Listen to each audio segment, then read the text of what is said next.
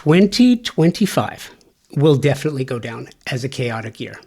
But listen, I'm not going to complain because, well, it's not productive. Productivity, very difficult to achieve in any field without the freedom of creativity. Creativity is suppressed when worry and doubt are present. I read an article in Psychology Today recently called How Anxiety Harms Creativity and What to Do About It. You can find a link in the show notes. Check it out. The article draws a correlation between anxiety and creativity that outlines why and how fear, exhaustion, and doubt can hinder creative thought and creativity in general, and how creative types can struggle from this.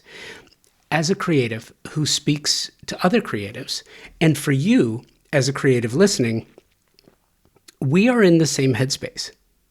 Think about that for a minute.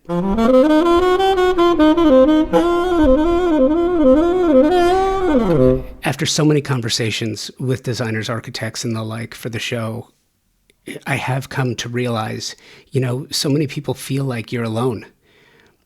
And it's true. We are alone. Together, in the pursuit of meaning, creative expression, love, and satisfaction. If you are in a constant state of chaos and worry, how can you possibly do your best work? I don't think we can. Think about Convo by Design as a respite from the external chaos and a place to reconnect with others who are both like-minded and in pursuit of the same things you are. And in that effort, today, you're going to hear from Dan D'Agostino. He's the founder and principal architect at Plan Architecture. Dan and I talk about creative freedom, and we go into the work they're producing at Plan Architecture. We go into it, and one of the things I find so interesting about Dan and his firm is that the work is complex. It also covers multiple styles and influences, from traditional to classic, modern, and so much in between. In addition to external factors complicating the creative process, often creative types will become fixated on signature style. And often it's not intentional. It just kind of happens. Creative flexibility is a gift. And one you will hear Dan and I explore along with a number of other topics, all in an effort to inspire you, spur creative thought, and get you out of your head for just a little while. So we're going to get to it right after this. At the highest level of design, the absolute best specifying designers, architects, landscape designers are all highly focused on the technology and performance of products and materials today. You have to, because the products you specify for your projects have to perform and they have to last. That's one of the reasons why I am so proud to be working with TimberTech. Their focus on the technical renaissance of synthetic decking is literally changing the conversation about innovation and performance. It pulls focus on three priorities homeowners have and expect from the products their designers and architects specify for their luxury projects. 1, aesthetics must match the overall design and fit visually. 2, durability and maintenance. I've told you about my board flipping stories from my own wood decks. Clients not only want beauty, but they want ease and ease of use, and they want it to last for decades. 3, sustainably made. Clients are more conscious of the environment now, and they want the same of their materials. TimberTech hits each one of these elements with a product that not only meets expectations, they exceed them. TimberTech makes a synthetic decking that looks just like wood, color and embossed wood grain for a natural appearance. Their composite decking is technologically superior, as it has been created to last for decades, and it's manufactured with up to 85% recycled material. Their advanced PVC, vintage, and landmark collections have a Class A flame spread rating, making these products an amazing choice for wildfire-prone areas, which unfortunately continues to grow on the risk map. Check the show notes for more information about this and to find the nearest showroom or lumberyard where you can find TimberTech, or you can check them out directly, timbertech.com. Com. And it's funny too. I get the question a lot about, and I've mentioned it on the show, and I think those who listen to the podcast know that. And maybe that's one of the things that people like. I don't know. I've never asked the question. I probably should. That we're working without a tightrope. Yeah. Or without a net on the tightrope. I don't edit. I don't. Did I send you a list of questions? No. No, because I love talking. So the first, but it doesn't mean that I don't know what you do. I think your work is astounding. And by the way, congratulations on 10 years. Thank you very much. I appreciate that. If you could go back to 2014, Yeah. knowing the journey you've had, what would you do differently? Hmm. You know, I didn't, how has nobody asked me that? Um, I want to give that my knee-jerk reaction is I'm always over anxious, right? So I would have made a joke if I would have just answered you and say, I don't know, maybe go into buying Nvidia stock or something like that. That probably would have been a great option. That wouldn't be a bad idea. That it really wouldn't. Yeah, you know, I'll tell you what I would have done. I would have focused a little bit less on the creation of a website and a um, like the marketing aspects of the job, which are important. I obsessed over when I could have been doing things such as building a team and getting myself into a build environment. You know, it took me a little while to get there. Okay. I would say one of the defining characteristics of what has gotten me to where I am today is that I made a shift. I made a shift from an architectural mindset to more of a real estate guy. I'm the person you can go to that's going to help you evaluate, can you get 10 units, 20 units, 50 units? Is it going to be a beautiful single family home? Should we knock it down? Should we stay where we are? And you know, one of the best programs on TV is that Love It or List It on HGTV. And I was basically doing that, you know, and and people are making their life's decision based on this. So I would have embraced that earlier, you know. I severely underestimated the impact that including interior design in my business would have. Um, I am routinely floored by the amount of time that we put into that. And frankly, the amount of creative freedom I get as an architect performing interior design. It's it's startling, frankly. I never in a million years would have been able to think. And then the other part of it is, you know, fees, right? Let's talk about fees for a second, because that's business. The architect is the most we get the least amount of respect. I've garnered some with the following, and people now seek me out. But in the very early stages, you're the guy who's going to help them get permits. I'm almost like a glorified building inspector for these people. They're at, well, do you really have to show this on the drawing? Yeah, you're adding a bathroom, but my taxes are going to go up. Do we have to like these are the things that I obsessed over. Like it's not a part of my conversation anymore. But when you start to bring the finesse to it, that's when I was able to um, change my path or improve my path. You know what's really interesting to me, and I'm fascinated to hear that explanation. I think it's crazy you saying that the architect receives the least amount of respect. I have always experienced that the architect is revered and gets the greatest amount of respect. It was the designers who got disrespected. So and we talk about that a lot. I think um, a healthy client relationship is crucial. One of the things that I've been talking about a lot lately, a tangent that has developed into a trend that has developed into a part of the narrative and the conversation about the industry as of late, is design and architecture schools don't really teach many of the things that designers and architects really need to know. I was talking to a friend of mine, Brian Pinkett, principal with Landry Design Group, and he and I were talking, and I asked him about this, and he was saying that architecture school teaches young architects how to think, um, about critical thinking. And I think that that makes sense. But the fact that they don't teach architects how to take that critical thinking and extend their thought process to the client, I think there's a disconnect. I think I think clients should have to go to class before they can hire an architect or a designer. They do. It's called concept design. That's the class. You know, No, what is it? I'm joking. It's on. I'm the instructor Oh, of the got it, got it, class. got it. You know, so I think that I think architecture school does a really great job of teaching architect students how to become architecture teachers. That's what it is, right? These are academics that are each on their own academic path. Several of my professors were working on books on various subjects.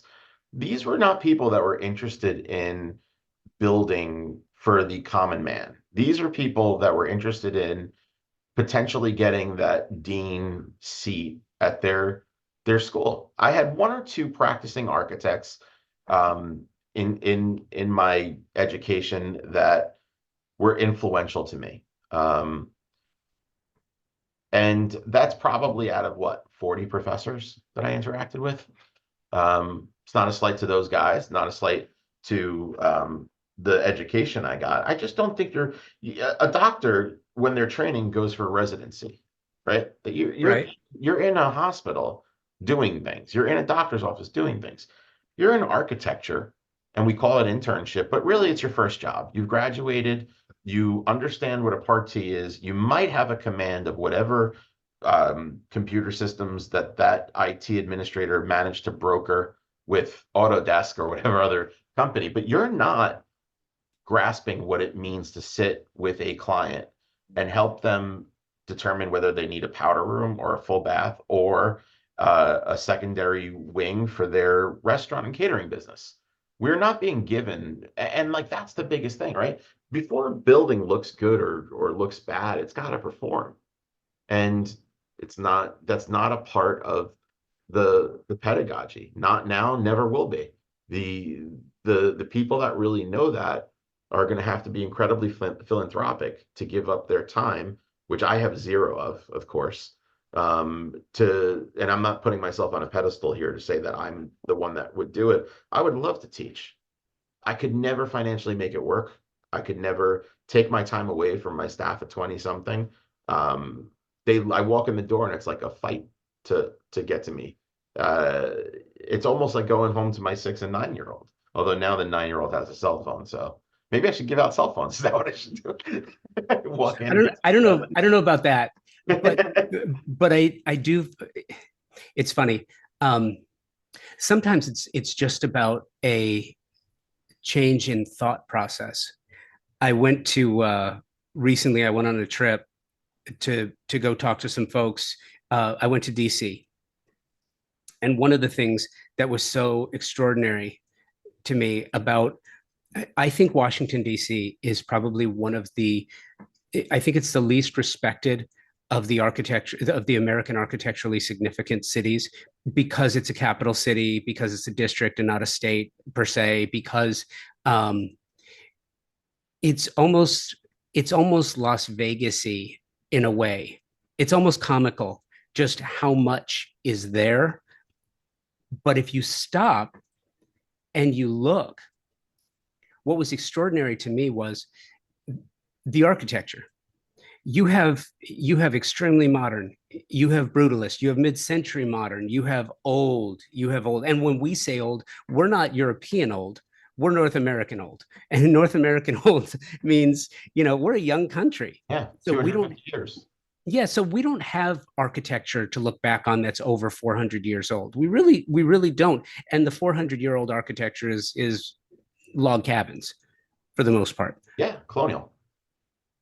I think that it was interesting for me too to have access to all of these museums and go. And I was in one of the Smithsonian's looking at early cultures, and there's this picture of Egypt, and you have basically a quasi modern city, and then in the distance you have the pyramids. If that doesn't put it in perspective, or like the Akal houses of Africa, where there are these traveling nomadic cultures with domed structures that they can pack up and move. I think that architecture in the US doesn't necessarily get the same importance now because of social media and celebrity. But architecture, I think, is a it's not a privilege, it's a right. Everyone should have access to good architecture because good architecture doesn't have to be expensive. It just has to be thoughtful. Yeah. I mean, that's so incredibly well said. I if I was to piggyback what you're saying, we tend to, and just as you did, we tend to throw style into categories. And any artist that has something worth expressing is going to have a hard time saying what category they're in. We will say that's a good building. Okay, let's just utilize that. Well, you can get a little bit further. It's a good Federalist building, or it's a good brutalist building. And then we talk about time and permanence. Okay. And unfortunately, that's where we get into the wonderful capitalist conversation that eventually rears its head when you say DC, right? I think that all of the Smithsonian buildings, one is just better than the next. Stand out to me is the Aj building, right? I mean, the building moves without moving. Like, let's just, it's marvelous. And it's, if we really analyze the planning of DC, the backdrop is uh, old, right? Like we say it's old, but it's not, right? Like it's like you're seeing the growth and the budding of a country out in play. Like you just mentioned the city versus the pyramids in that photograph of Egypt. There's a hell of a lot that happened between that. There's no bridge there, right? That's like ups and downs and valleys that got you from A to B, and it's in every single aspect. I mean, sadly, my clients, so like we should probably say that my focus is single family, custom residential, high end, usually good budgets. But even at the good budgets, we're constantly evaluating that ever evasive cost per square foot. How much does it cost to build? Well, how much does it cost to build what? Well, all the houses on my block, if I was to buy one, it's $347 a square foot. So I would assume we can build for around 300. You're probably right if you're looking to do that house with like the 8-foot ceilings, the small kitchen, the vinyl siding. We can probably do that. You're not going to get the cost of land. But if I were to try to build a brand new home today, that had permanence. Okay. None of these houses, any house built in the 70s, I would make the argument that the materials used there were not worthy of keeping for 200 years. Sad, right? We're talking about mass production. We're talking about the population growth. We're touching on planning. The name is escaping me, and it's a prominent city, but or town, the row houses. San Francisco? Not San Francisco, not, and it's not even the row houses. The development where they just rolled out. I can't believe it's like a seminal work. It's escaping me. Levittown. Okay, Mm-hmm. so Levittown was the rollout of the Sears type of house to just reproduce the same thing over and over and over again. We started to lose culture. We started to lose identity there, and then people started to forget what good architecture is. I did a house, and this is an absolutely true story. I did a brand new home for a couple that moved from Portland, and they wanted to do a Pacific Northwest style in a home surrounded by a bunch of capes and colon split levels. And I told them, you're going to look like the alien here, right? You're going to look like the UFO. And they're like, yeah, we don't want to look like the other stuff. And wouldn't you know? And I swear to God, this is the truth. My mother, who is 66 years old, her friend, this is about an hour and a half away from my house. Her friend lives around the corner from this home that I designed. She doesn't know what the ins and outs of my practice, my mother, and she takes a picture of the house I designed. And she says, Dan, you're going to love this house. It looks like a UFO. It was my house. It was a house that I designed. And she goes, "Oh, the neighbors all hate it." Because like we actually have what I would consider a good house. It's a great piece of architecture. It responds to the property, or it performs well with natural light. You know, the materials are better than average. It's probably around $500 a square foot to build that house. Yet it's not considered good architecture. And good architecture by who? My best houses, frankly, are for Europeans. How crazy is that? Right? Kind of makes sense in the context of what you just said. You are listening to my conversation with Plan Architecture's Dan D'Agostino. We'll be right back. The most important word in the design industry today is service. Product, incredibly important. Price, important. Selection, incredibly important. But stellar service is the premier idea that can make all the difference in the success of any project. This is how design professionals like you demand great service for your projects. And you get your favorite brands in one place with expert, knowledgeable, and non-commissioned professionals to help you specify the right product for each of your projects and get the best price. Non-commissioned, that is incredibly important. And at Pacific Sales Kitchen and Home, a Best Buy company, that means their only incentive is your satisfaction. Pacific Sales Kitchen and Home, a Best Buy company, has just that with over 60 years of service in Southern California. Pacific Sales is your destination for exploration, advice, inspiration, all the best brands, great prices, the best in the industry when it comes to service, and you know it's reliable. You know that you are going to get predictable results, reliable results every time. And now you have the Pacific Sales Kitchen and Home team to help you with their Pro Rewards program, which is a trade program unlike any you've ever experienced before. Earn 3% in Best Buy e-gift cards or 2.5% in a reward check for every qualified and delivered sale, in addition to special trade pricing, exclusive offers, access to exclusive special events, and so much more that I can't even begin to try and list it all here. And here's the cherry on top. Access to exclusive builder trade incentives from top brands and the stellar service you deserve from a company that has been serving the industry for over 60 years. Now, terms and conditions apply to the Pro Rewards program and builder trade incentives. So visit a Pacific Sales expert at a showroom today for full details and learn how you can unlock additional savings and benefits. Don't miss out on the opportunity to work with the best of the best. Visit Pacific Sales Kitchen and Home today and elevate your projects to new heights. The Design Hardware Showroom is a space where specifiers can go and find an incredible selection of high-end faucets, luxury tile, natural stone, wood floors, and bespoke hardware, and so much more. Select products are presented in a holistic manner, strategically arranged to stimulate creativity and transition your vision from the conceptual stage to a fully realized space. You will find everything you're looking for, even the products by brands you didn't know you didn't know. Surprise and delight. Am I right? All under one roof on 3rd Street in Los Angeles, just up the street from the Grove. Conveniently located, free parking available. Stop by to find inspiration, collect samples, get expert advice, and tackle everything on your specification list all in one place. Visit them online at designhardware.com, at Design Hardware and Flooring on the socials, or in the real world, 6053 West 3rd Street in Los Angeles. I think that it's interesting to get that perspective from you, and I believe it to be true. You know, I'm a native Angelino from Southern California, born and raised, and I think that was the original place where my love for architecture and design came from.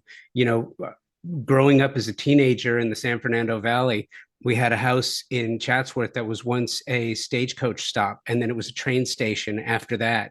And that was not uncommon to have a house that had some history like that. And it was an interesting story. But World War II, now I wasn't around for this, but World War II, all these GIs are coming back from the theater of war, and they want to start families. They want to go to work, and there's no housing stock to support them. So you've got these planned communities with these tract houses, and you've got the advent of the model home. And you've got, here's what a model home looks like, and here are the things that you can change, and then it's cookie cutter, boom, boom, boom. That led to shady architecture, because then you had developers saying, okay, I'm going to make them all look the same, few differences. Now, how can I get those practices for cheaper? How can I lower the cost per foot? That's when you have the 1970s. And the Yeah. 1970s was awful for design and architecture. And the projects don't stand up. But it's interesting because if you go back, like if you were to look at a Wallace Neff, for example, Yep. you take his Spanish, the Gillette home residence. Oh my goodness, amazing. But his bubble house, I think the last one was the one he died in. His idea for this bubble house, seriously, Dan, taking a gunite pool and turning it upside down and putting walls in it is actually kind of nomadically genius. But people would look at it and say it was too space alien like. It was too much of a spaceship. It's I, brutal. yeah, Yeah. yeah. I mean, that's where the word comes from. It's funny because I took a snapshot while I was waiting in your Zoom room. The quote was, I'm a sucker for stuff like this. Only the mediocre are always at their best. Okay. I love making the connection of music to architecture. I think that there's so many different ways you could speak to the two. And it's trite, but if you were to look at Frank Lloyd Wright, I equate him to the Beatles, right? You could play each Beatles album and maybe you get hints. And if you listen to them in order, it's a little bit easier. But if you were to play Abbey Road to Yellow Submarine, I don't know if I'm making a reference you could relate to. If I am, okay. They're two different bands. They're no chance it's the same group. I mean, Ringo's doing even intricacies on the drums that he wouldn't have been able to do earlier in his career. Wright is the same, right? You look at his home and studio; it's beautiful. The one in Oak Park. You go to Unity Temple. How could the same architect do those two projects? You go to the Usonian houses and you compare that to what he did at Roby. They're they're bound to fail at some point, and he had the failure, right? He had in the middle of his career, he lost it all. He had the Johnson wax, this famous story of the building was leaking. You ever heard this story? I've heard them all. Go ahead, please. Okay, well, the building was leaking. He gets a call from the secretary of the CEO. He said, Mr. Wright, of all the spaces, the Pyrex is leaking. It's leaking right on his desk. And Wright tells him to move the desk. Okay. That's, you know, that's not excusable, right? But this is a master, you know. You said earlier that you think that the architects are always esteemed. And if you're a fan of architecture, you're following the work of esteemed architects. Okay. My favorite architect, and you're going to be familiar with him because of where you said you're from, is Lou Kahn. Okay. Um, I think Lou, and frankly, aesthetically, I don't even like his buildings, to be honest with you. I think they're too hard for me. They're not human at all. However, the architecture he creates, the way that he molds the sky, his play of light, uh, how he can, on a small campus, take the things that he learned from Grecian site and topography and how to connect coordinates, it's phenomenal. You're talking about a guy that died in Grand Central Terminal. He didn't even have a car. He had no money. He had no identification. This is a guy that is the forefather of modern architecture. It was he wasn't respected. Now you got Gary and you've got all of the star architects that have created an incredible career. They're the name. You don't get to Gary's status without having a talented team of 1,000 people working with you. Gary doesn't know how to run. I'm forgetting the name of the program that he uses or he created.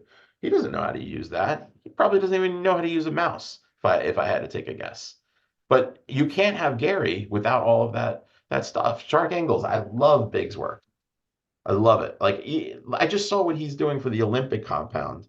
Um, just when I thought I couldn't have ever envisioned like a new, I feel like I've just seen all of architecture at this point, right? We've gotten through the cheeky stuff. We've gotten through the brutalist, the modern. We've gotten through the blobs. Like where else could we really go? And then he comes out with that. I don't know the name of the project. Do you know what I'm talking about? Where the roofs, they all sort of seem like they're just swaying. You They're talking Gary? no, I'm talking about big. Oh, Um, okay.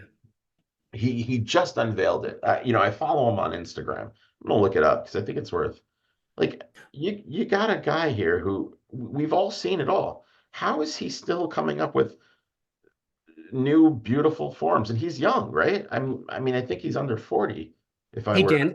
Dan, is it like music where everything's pretty much been done? There are three chords and it's the order in which you place them. I kind of feel that way. In my office, I sometimes try not to do the same thing again, just because I don't want to do the same thing again. When I do homes, when we talk about necessity, you really don't need a big house. It's hard to really justify anything over 3 or 4 thousand square feet. And the bigger you get, the more it's just playing. It's more leisure. It's more, just doing extravagant things. And there's nothing wrong with doing extravagant things. That's where I live. I love doing that. But we we we've termed the American Foursquare for a reason, right? American Foursquare, there's 4 rooms on a first floor of a house. There's a living room, a kitchen, a dining room, and a bedroom. That You go through any house that I've designed in the core of the first floor is a kitchen, a living room, a dining room, study, a den. Yet I still have not been able to use the same house twice. Okay, that's 4 rooms. In the musical scale, you get 12 notes. You somehow, and you always get that. Like you'll hear, oh, doesn't that sound like something that the Cure did? Like that kind of sounds like, are they sampling the Cure? It's the same thing. Like I want to sample. Paul McCartney was the best one. He said, "The good people borrow, the great people steal." Okay, Dan, that was so much to unpack, and I have so many thoughts because one, I have had the music as architecture, as design conversation so many times I cannot tell you. Most recently with a friend of mine, Anthony Poon of Poon Design, brilliant architect on the Okay, West check them Coast. out. Love. He and I have gone back and forth for years. In a previous life, I was the general manager and program director of Playboy Radio, and I hosted a show for Playboy. And part of that was when the Playboy Jazz Festival would come through town, I had a chance to always sit down and interview all of the um, artists.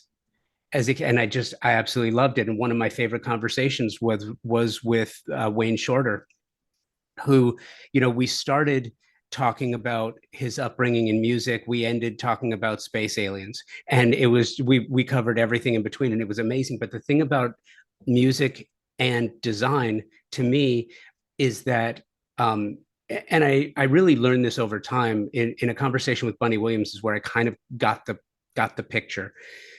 I don't think great creatives do the same things, because you have to have variety. You have to, like you were saying, like we were talking about the greats, you have to experiment. You have to riff. And in riffing, something's going to be bad. And but you can also come across something amazing. So you have to try new things and you have to experiment.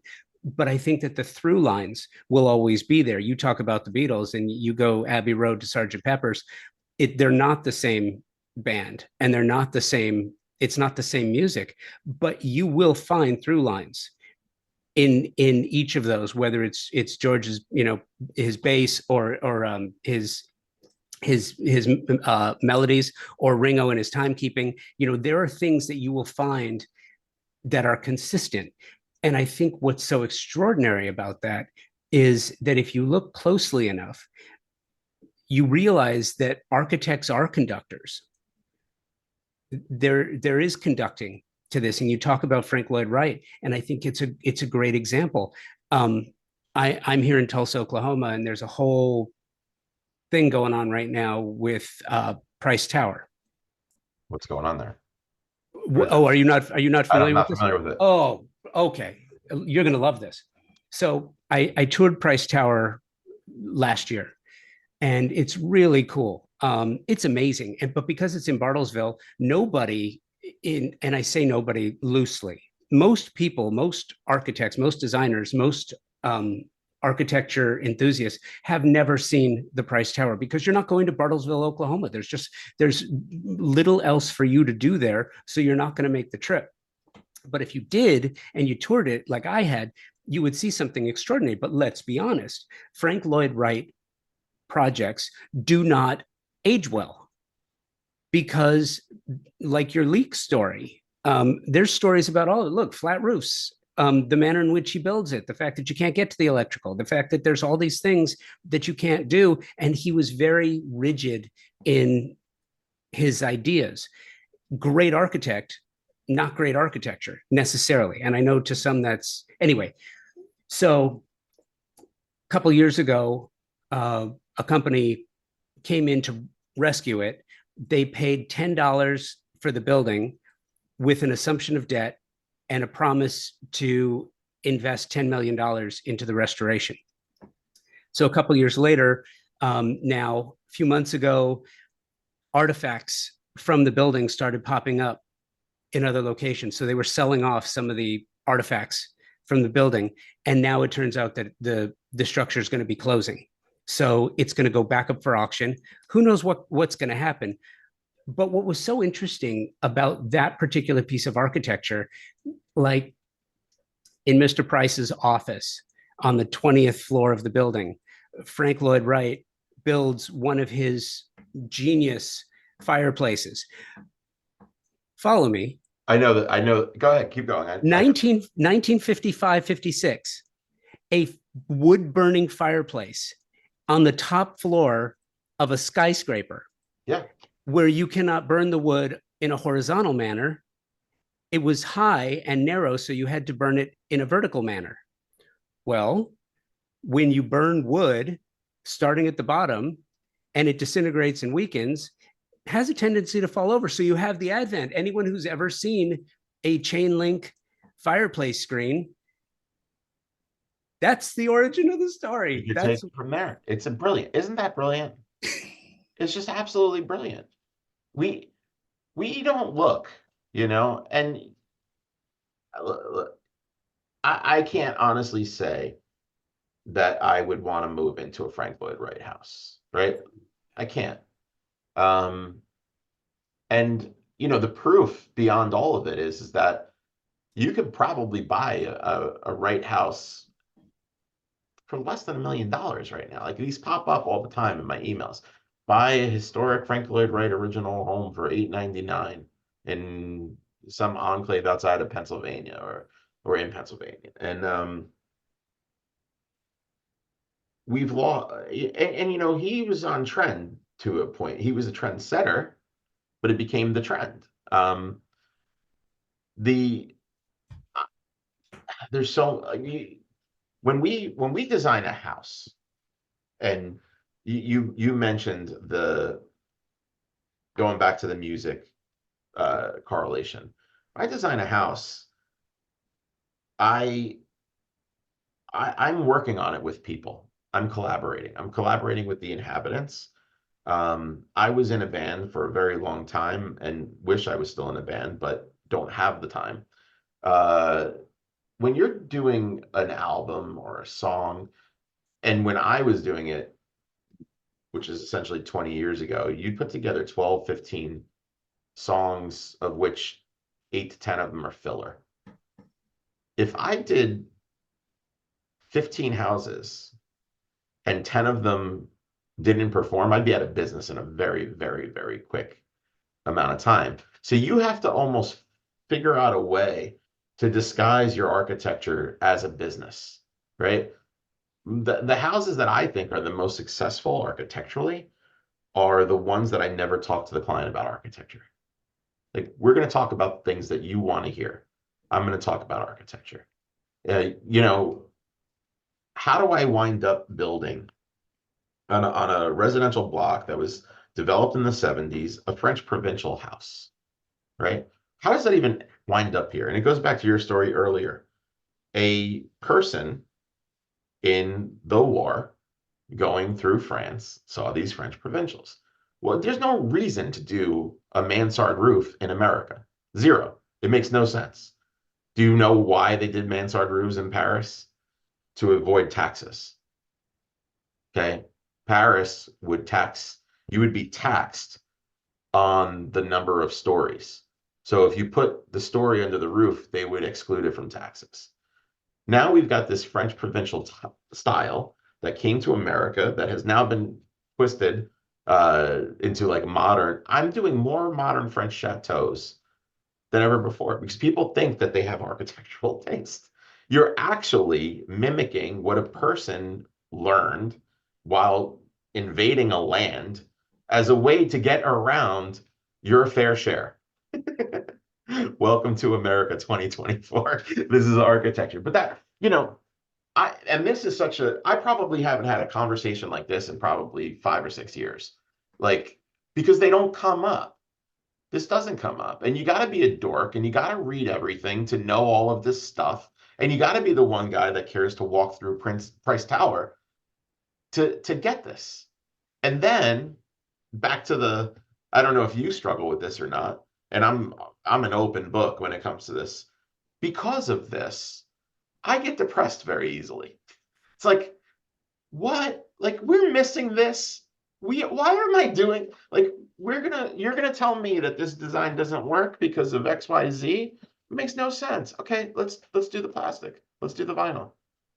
Because you got to make that choice. I got to keep people here employed, and it's I'm joking about it, but it is really like the more that you know, it informs you. It gives you a perspective that the average person doesn't have. I don't think the average person can talk about whether or not a fire screen was developed by Wright at the Price Tower. I didn't know that. I thought I knew it all about it. I mean, I, Well, my point about that yeah, was, and it's funny because in some of your work, and I want to talk to you about your work in a minute, but the thing about Wright is he is revered for being this exceptional architect. And I'm going to go ahead and throw it out here right now.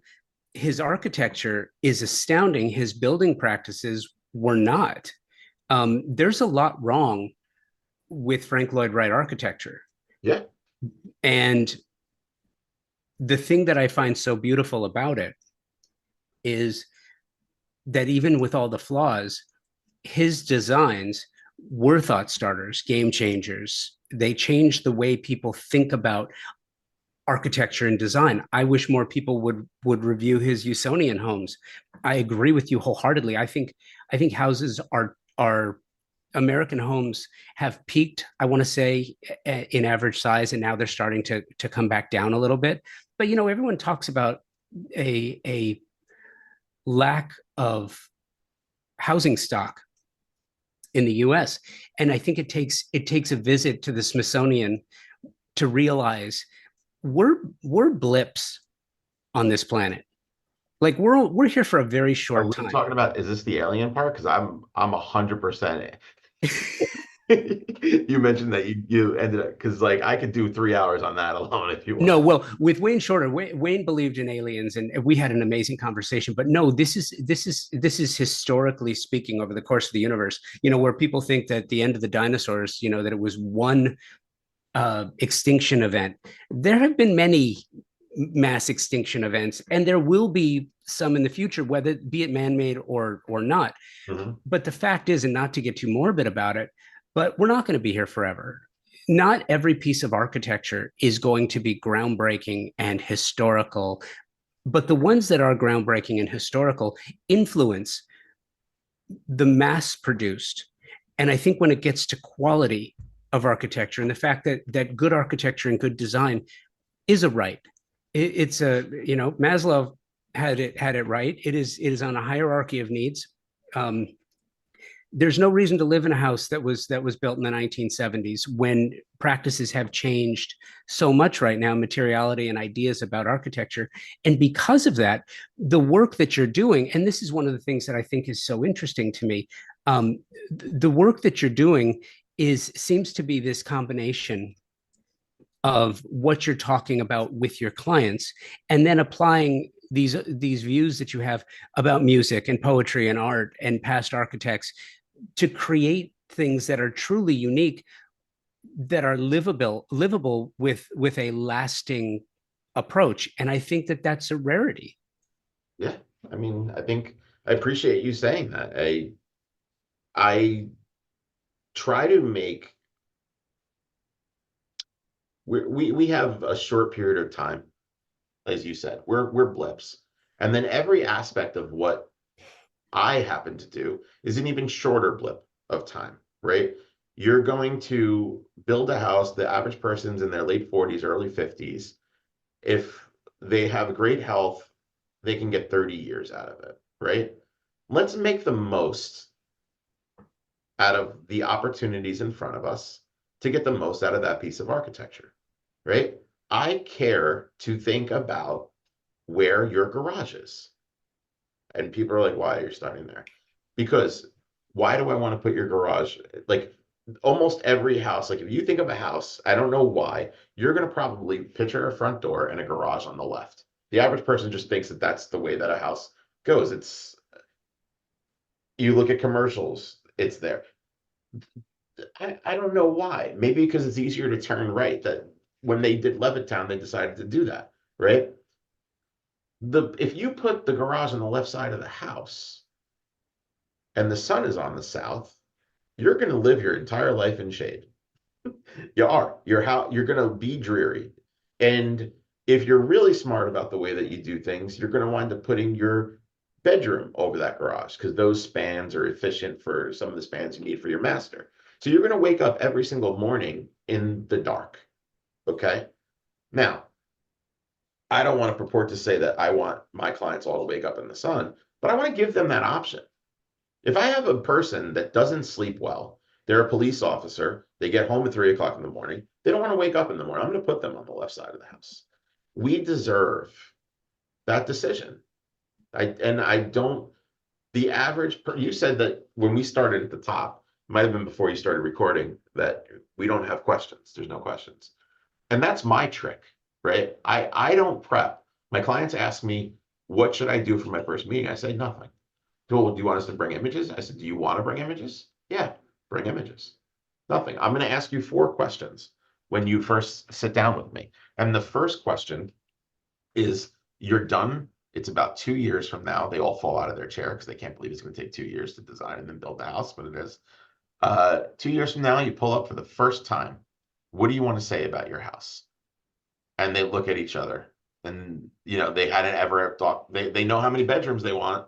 They know how many bathrooms. They know that the grandma might wind up in the basement. They don't know that. And then the last question I ask, and I leave it, is, okay, we finished this house and you just toured your family through for the first time. You have the opportunity to be a fly in that car on the way home. What are they saying about your house? People respond differently when I take that. I'm removing the program and I'm bringing it to what they want and how they want to be seen.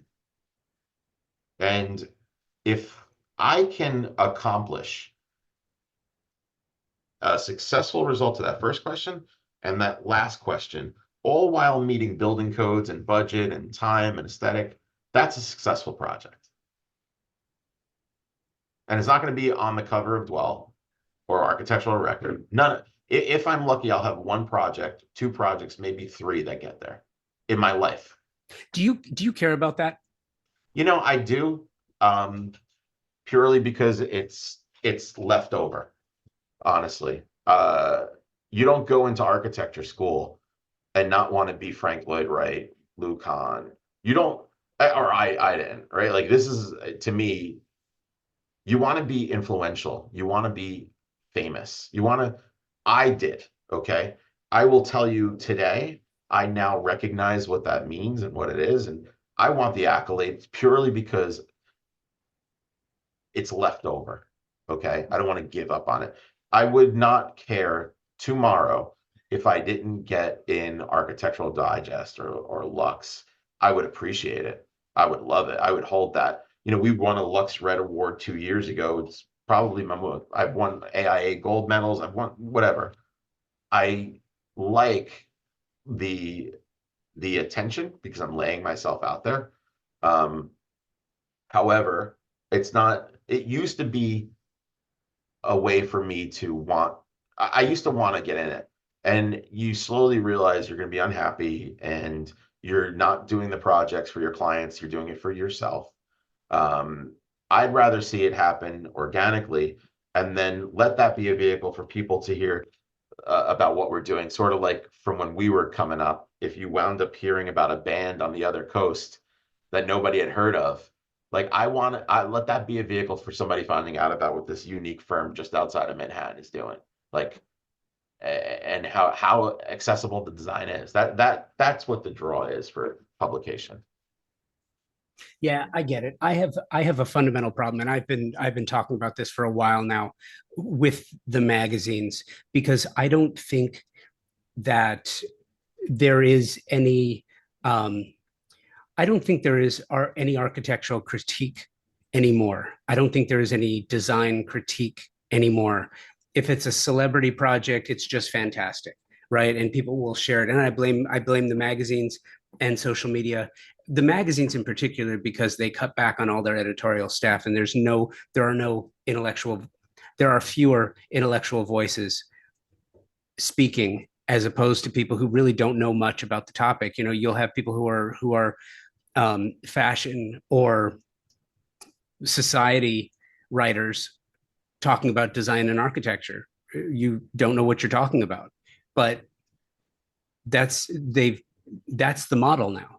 And you don't have many still talking about, well, here's what's extraordinary about this particular project, or why this project falls flat. I remember walking around DC and coming up to one of the libraries of Congress. It was the Madison building, and it wasn't extraordinary to me. I didn't really I had a lot of issues with it, and I wanted to look up what people had said about it when it was first built, and it just got destroyed. I mean, the people writing about it, but it was intellectually destructive. Like, here's what they did, and here's why we don't like it. You Mm-hmm. can look at a piece of architecture now and say, "Oh, it's great. It's another Cape Cod mod," or "Oh, it's great. It's a it's a kind of a rip off of this particular architect's work." Not great. Um, Maybe it fits. Manhattan Beach, California is home for me. And I'm telling you, if I saw another Cape Cod mod or another McMansion built, tip to tail, rail to rail on every single lot, but nothing extraordinary about it, just white with blue accent.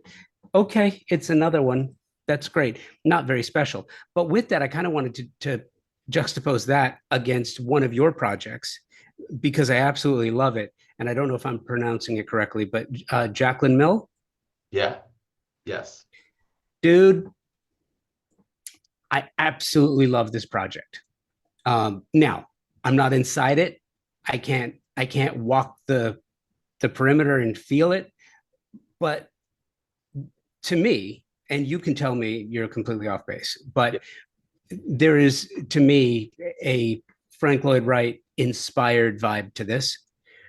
The glass, the water, which is very Richard Neutra to me too.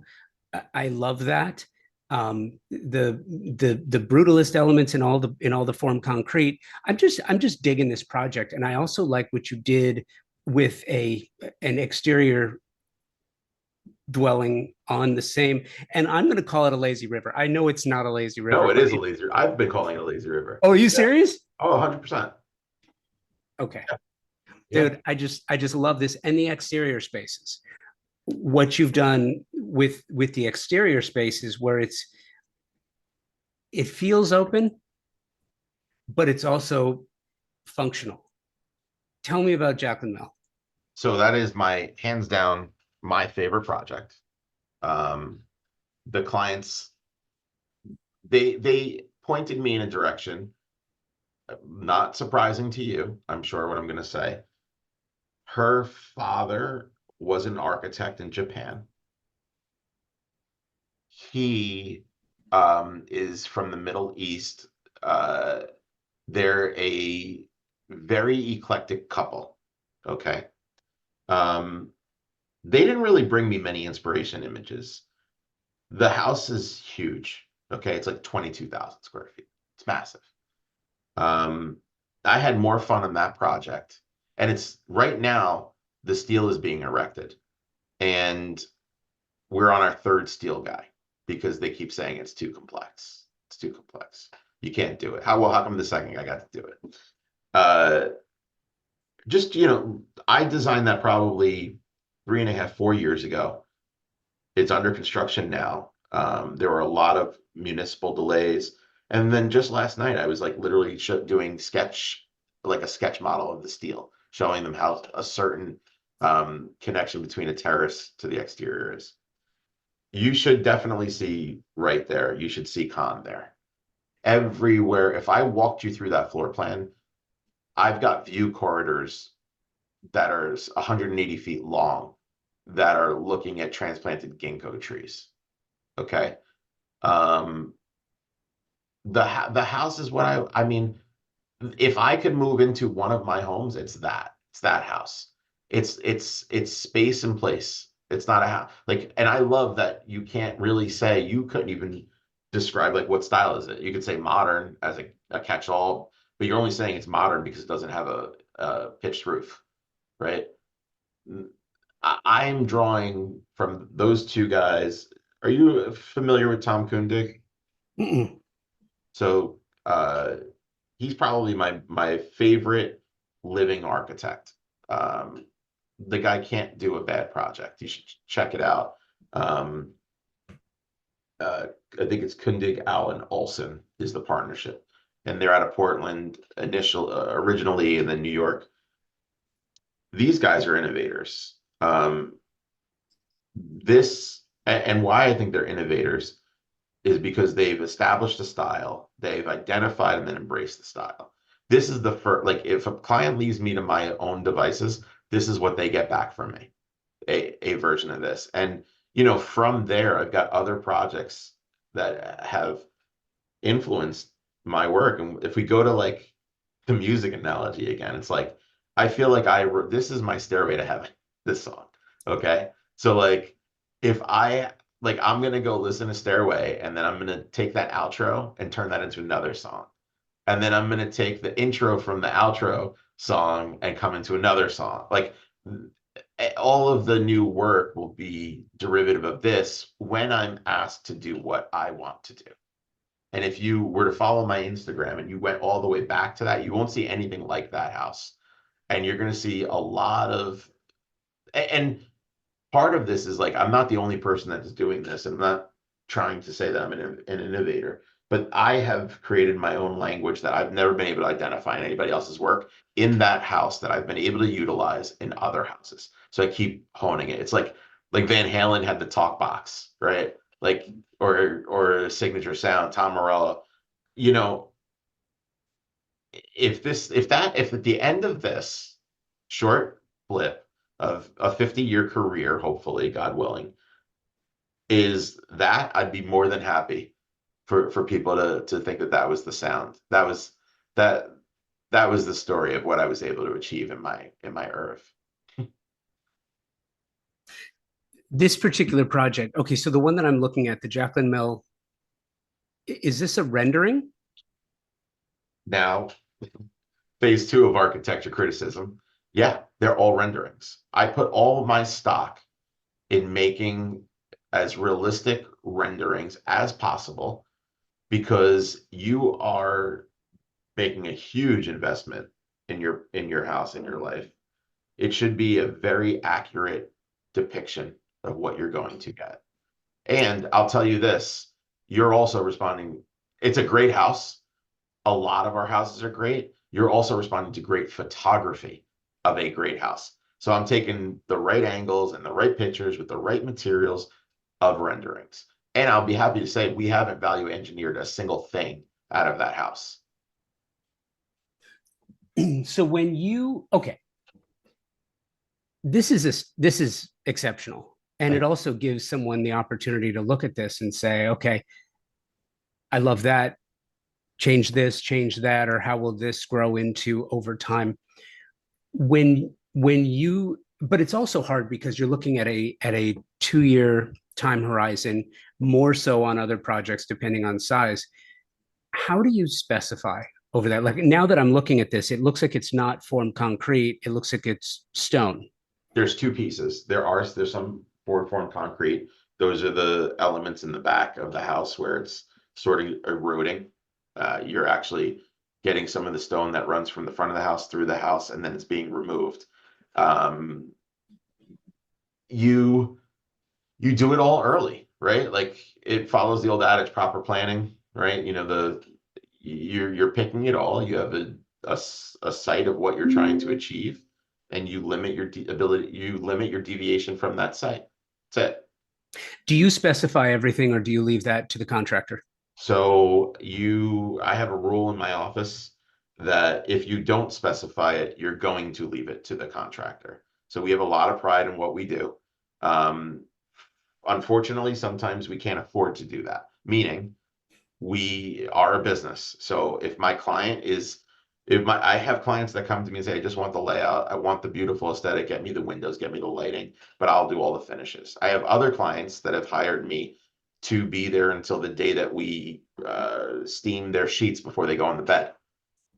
Truly, you know, as I'm getting more experience, I'm finding that I'm more in demand for that latter client, which is a blessing, um, because I am able to help on a longer period, but I would rather do it for free than have a poor selection. Now, there are some contractors that I think can put a building together way better than I ever could on my own. So I embrace that collaboration as best as I could, just because it's not, I don't want to do it because it's mine. I want to do it because I think it's going to be better. But if there's someone else that could do it better, I'm happy to collaborate with them. That'd be an idiot not to say that, to go along with that. Well, I feel it's interesting now when it comes to the specification process because there are so many new materials and so many new products that continuously come out on a on a regular and new calendar.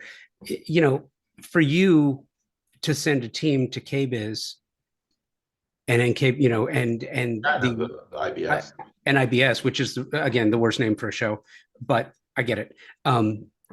It's one of those things where you can't afford to send your entire specification team out to IBS and NKBA for 3 days to go see everything that's new. How do you stay on top of and part of my reason for the question is because contractors really don't know what's new that's being specified, at least on the architectural surfaces or design standpoint. So how do you navigate that? So if I wanted to go to KBiz, it'd be purely to get away. Like I don't need to go to KBiz. I'll get 15 versions of people's top 10 items that we saw at KBiz. Of the top 10, three of them are really worth anything. One or two of them will make it into my market, and it may fizzle out before it catches, unless it's a really incredible product. Then we're going to get people pushing it on us. What's an incredible product? Like zip walls. You familiar with zip walls? Mm-hmm. Why? It's saving people money. It's one less material they have to buy, better access, probably a better margin for these lumber yards. The meeting I had this morning is a wonderful couple. We designed their exterior. They are hiring us to do interior design. They're kind of tight on cash. Everything's more money. They want to do as basic of an interior as I can possibly give them. So instead of me going and picking my Italian faucets, which I can do and I'd love to do if you wanted me to do it, I said, do this. You're going to talk to my contact at the plumbing showroom, walk around and see what you like. Tell them I'm not going to dictate it to you. They don't have the budget for that. Let's make the best selections of what's available to us and take it from there. That's how I do it. You know, no, none of my designs are so precious that it can't match the rendering. If I show a black uh, bridge faucet in a rendering and we wind up going with a single hole, I'm not losing sleep. You know, the premise is there. I don't even say that one is a downgrade to the other. You know, I look at it as very fluid. Interesting. I also feel like, as we wrap this up, we're in an age where things are changing so rapidly. Um, when you design a structure in your mind, how long do you build that structure to last? And I'm not saying like how long are your buildings going to last. I'm saying what is your idea? What is your thought process? Because look, nothing lasts forever. Nothing's supposed to last forever. What is the life? What is the lifespan of a structure that you design? Yeah, I mean, this is really depressing, but I'm going to be honest with you. We ask our clients, how long do you plan to live there? And we make informed decisions based on that. For instance, I'm not changing foundations of a house. There are code minimums. Steel, you got to do steel is meant to be built forever. But if a client says to me, I want a house that's going to stand the test of time, I'm going to say, all right, why don't we do a masonry home? What do you mean masonry? True masonry. I want to do 8-inch CMU, 10-inch CMU, 12-inch with a veneer and a plaster coat. And by the time that I get to plaster coat, they say, how much money is it going to be? And then we go right back to wood frame. If my clients could build their houses out of 1x4 spaced at 4 feet, they would. They can't, you know? Um, we are making decisions such as material roofs, right? You can get, as crazy as it sounds, you can get a wood roof, wood shake roof with 100-year warranty. And you can get an asphalt roof with a 15-year warranty. So if a person's not going to be there for 15 years, they're not going to be interested in upgrading to a 30 unless the 30 is way better looking. Okay. So knowing that bands change, music changes, if your design work now was a band at any given time, who would it be? Uh, I'd want to be a cover band. I'm not gonna. That's not the answer you want. Wait a minute, hold the phone. No, it's not that I don't want it, but I'm just a cover band. I would want to have a shot at doing everything and perfecting that, right? But wait a minute. I'm calling bullshit on that for a minute. What kind of cover band? Like, are you like the Spasmatics? Like, are you an 80s No, cover band or no, are you a metal cover band? You can't just give me cover no. band. You're Like, you you're still got to right. give me a. I want to be the pop cover band. I want to be able to do. Uh, and I actually hate this song. I don't know why I'm saying it. Like Sweet Caroline is probably one of the worst songs that I've ever heard. I hate it personally. Take that back. Neil I Diamond is an American treasure. He is, but the song has been ruined. Okay, it's like you don't go into Guitar Center and play Wonderwall. It's a great song, but that you take it. I don't want to. I wouldn't want. I think the pressure of being a sound would be something that would stifle my creativity. Okay, I love Metallica. Metallica is one of my favorite bands. I've seen them more than any other band. Honestly, the old stuff, it's like too heavy for me. I don't want, like, I can't, I like a little bit of singing. I look at the Foo Fighters, which is not like, we're not talking about earth-shattering bands that have changed music. I mean, Nirvana did. Dave Grohl was a part of Nirvana. They figured out a way to continue to make music that can be a hit. U2 has figured it out. Aerosmith figured it out. And all the rest of the bands have it, right? Like you have bands that fall off because they're it's not that they suck or they changed or anything. That form of music isn't popular anymore, you know? I went to see um Metallica at MetLife Stadium what was it? A year ago, a year and a half ago. I couldn't believe how many people were there. And I couldn't understand where all these people live because I don't see them, you know? And maybe I looked a little different at the concert. Just last month, I was at City Field for the Foo Fighters. Crazy. These people. Oh, here's a perfect example, okay? I love Pearl Jam. I think that their 90s music, if I could be in a Pearl Jam cover band that maybe throws in a little Alice in Chains, a little bit of like that to me would be a fun thing to do, some Red Hot Chili Peppers. I'm going to I don't like any of their new music. Um Pearl Jam. I don't I listen to the new albums, I give it a shot. I'm not being a guy that uh that wants everything to sound like Verse or Black. I just love their older music, and I'm going hoping they don't play any of the new stuff. Frank Gehry had a lecture at my college when I was in college, and he said that he was hired by a university and he came in with this beautiful building and they disliked it. Why? Because he tried something different. It wasn't a Gehry building. Okay. That's why I don't want to be like, I don't want to be the person. I would feel terrible being Pearl Jam because you almost know you're creating something you love. You're going to get shit for doing something that you love that doesn't sound like the others. The critics don't really even know what they're talking about anymore. So I don't want the pressure. That's why I said a cover band. No, that's fair. I totally get it. But it's a, cover bands playing what? And I say that because a couple weeks ago, I went to see Pretenders here in Tulsa, Kane's Ballroom, which is They opened for the Foo Fighters at the City Field they show. did. I was supposed to go see them open for Guns N' Roses in St. Louis, but I couldn't make the tour.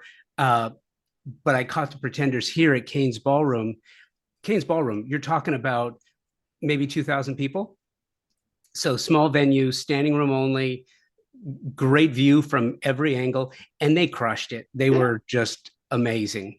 But it's funny too. Like and I'm going way long on this. I apologize. that's all right. But I when I see a band, just in the last year and a half, seen The Cure, um, Psychedelic Furs playing with Squeeze, I and love Pretenders. Squeeze. Love Love Squeeze. Squeeze. When I was watching Squeeze play at Radio City, and just I got the same feeling as I did when I walked through the Neutra VDL house in Silver Lake, California. It's just you walk through and it's this experience, it's this vibe that you get, right? And so I totally get it. I see it. I Music and architecture and design, I think there's a total connection there. You there we can just keep saying back and forth. I agree. There's somehow something nostalgic, right? Did you catch the new Beatles song that came out about a year ago? Did you catch that? No, no. I might, you're either going to think I'm crazy or It's a might, new old song. it's a It song never got released. that was never finished. Yeah. And they used um, John's voice through AI and Paul's current voice. And it's like an earworm. Okay. I Mm, don't know how, and it rarely happens, but that song I listened to and loved it immediately. really. Yeah. Yeah. I think people respond when I get clients that like the first version of the house that I show them for them, it's because I matched exactly what they wanted and it's replicating, it's a cover band. Right? I gave them that. They're gonna love it. If I give a person a home that's cutting edge and it's like experimental and it's gonna take them time, they're probably not gonna wait long enough to like it. Architecture sadly doesn't give you the ability to let it grow. Let it grow on you. That makes sense. That makes sense. Listen, this Yeah, was we gotta go. Dan. This was fun, man. We should do a part two someday and it doesn't even have to be recorded. I just love talking to you. This is We're gonna have to. You know what I'm gonna do? What's I'm that? going to schedule, I'm going to put this together. Let's figure out a way to do a panel. So get a couple of different musician architecture, musician designers, and just talk about music and design. I have I swear to God, I have goosebumps thinking. All right. I will set that up. All right, let's do Dan, it. this was awesome, man. My pleasure. Talk to you later. Thank you, Dan. Enjoyed this immensely. Thank you to my incredible partner sponsors, TimberTech, Pacific Sales, and Design Hardware, amazing companies and great friends to the trade. So please give them an opportunity for your next project. Thank you for listening, subscribing to the show, and sharing with your colleagues. If not already subscribing, please consider doing so that you receive every new episode automatically to your podcast feed. Please keep those emails coming with show suggestions, guest suggestions. I love hearing from you. I really do. Convo by Design at outlook.com. And follow the conversation on Instagram, Convo by Design with an X. Until next week, thank you for sharing this time together. Until the next episode, be well, stay focused. And now that I laugh every time I say this because it's true. Now that the chaos is here, try to rise above that chaos.